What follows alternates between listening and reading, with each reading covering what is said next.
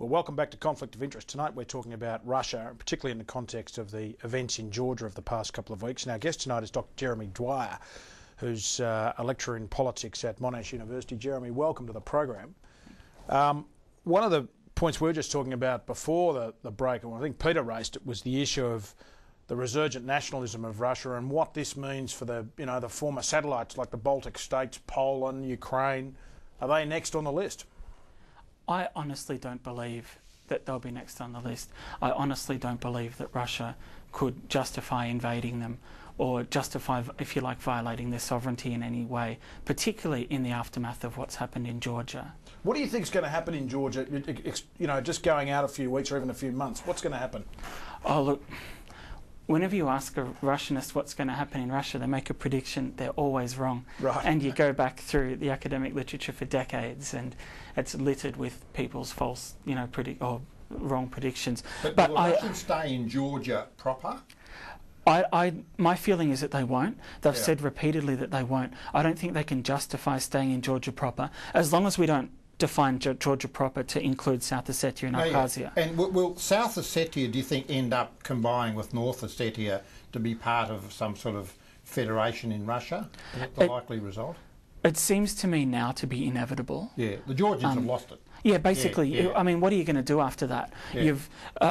You don't have any legitimacy with respect to the South Ossetians now.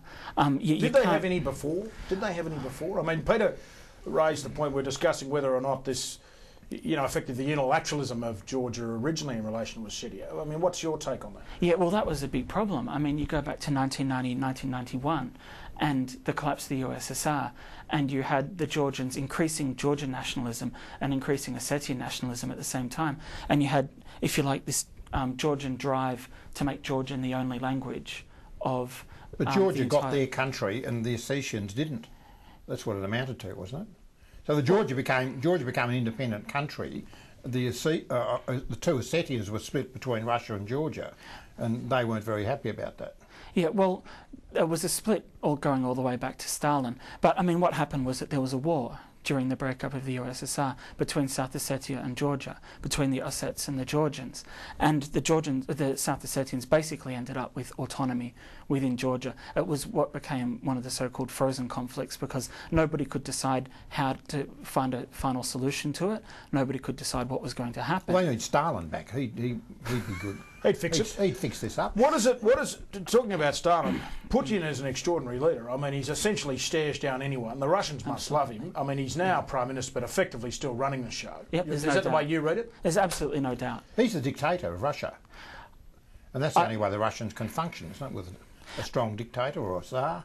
But you have to understand sort of the Putin mentality. And you have to understand what the Russians think is happening there at the moment. And what just talk us through that. What do they think?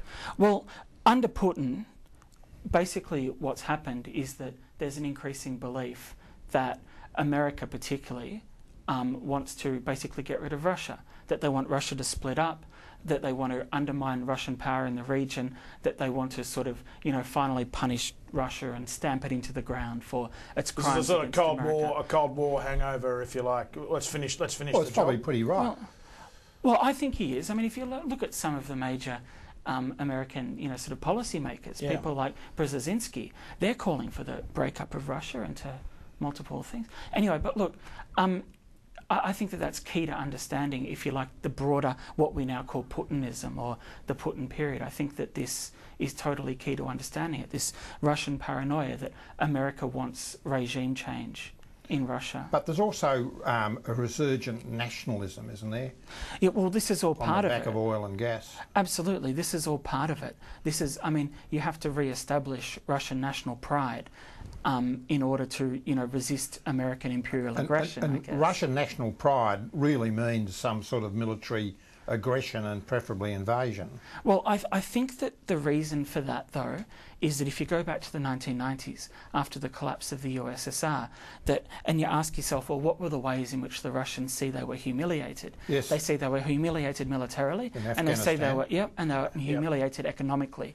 And so, in terms of a resurgent Russian nationalism, I think what we're getting is a resurgence of the military, presented in a military way. Okay, well, let me ask you, what's this going to mean for the Ukraine, which is bad badly split because they sent a lot of Russians to live in the Ukraine, didn't they? And there's really two parts of the Ukraine. That's right. now. Basically, Eastern Ukraine is majority Russian. And strongly Russian. That's right. And Western Ukraine is Ukrainian. Yeah. Well, so is that likely to split, do you think? I don't know. I honestly don't know. I can't see the Ukraine splitting. I think that messing with the Ukraine in the context of that part of the world is totally different to going into Georgia. Yeah, it's a NATO problem. And it might bring in a stronger reaction. I just want to take you back to the point you made about the resurgence of Russia under Putin and the remaking of Russia. Yeah. Talk us through these, essentially reformation of what were the communist youth leagues, but even going down now as young as 5-year-olds are being sort of imbued with this sense of nationalism. What is the program? What's happening? And how long's it been going? Well, particularly in the lead up to the second round of elections under Putin, so we're talking 2003, 2004, what happened was that Putin was very worried about, if you like, an uprising of from below, grassroots sort of rebellion People power rebellion, like Georgia and the Ukraine. He was worried about a coloured revolution in Russia, basically. And so what happened is to forestall that. On the one hand, what he did was that he attacked the foundation of, I guess, the power of the NGOs. So he passed all these new laws governing where NGOs' money could come from, how NGOs could function, their tax rights and things like that. And through that, he targeted the NGOs to sideline them because he saw that the NGOs were conduits for Western ideas. On the other side, what he did was he started encouraging his own, if you like, state-sponsored NGOs. And one of the major ones was this, I guess you could call it a youth league called Nashi, or Ours, or Us, it translates into.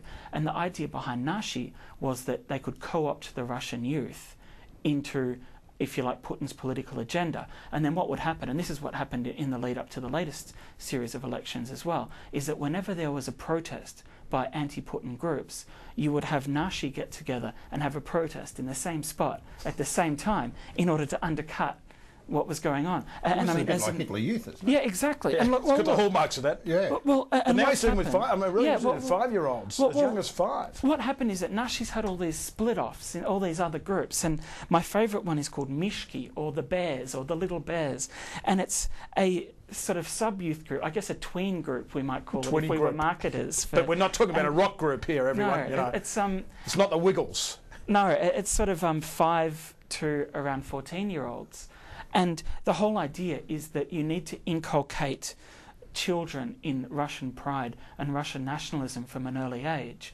And this is part of, if you like, I think the wider Putin program, which is, if you like, trying to instill an idea of Russianness, an idea of a strong Russianness against an American liberal idea, or against, well, what's seen as an American illiberal idea of what Russia's meant to be. Okay, look, so while you're talking about that, what about the East? I mean, the last I heard of Siberia and the eastern Russia was that everybody was migrating, going west to European Russia. I mean, is it still viable for Russia to control that area? I think it is. I mean, it's so sparsely populated in the first place.